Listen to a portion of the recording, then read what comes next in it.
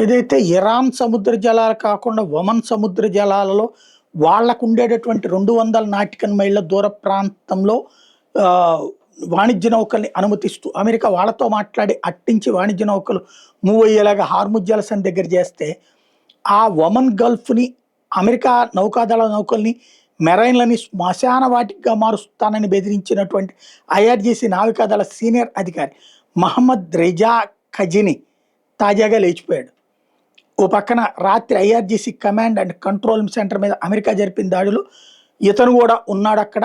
ఇరాన్లో వ్యవహారాలు నడిపిస్తున్నాడని తేలింది. విపరీతమైన ఏది నౌకల మీద దాడుల వెనకాల వన్ ఆఫ్ ద సూత్రధారి. హార్ముజ్ జలసంధిని దిగ్బంధిస్తే ప్రపంచం గుప్పెడి పట్టచ్చని బహిరంగ ప్రకటన చేసిన వాడు, తన మాట వినే సైన్యంతో దాడులు చేయించిన వాడు ఇప్పుడు దారుణంగా పోయాడు.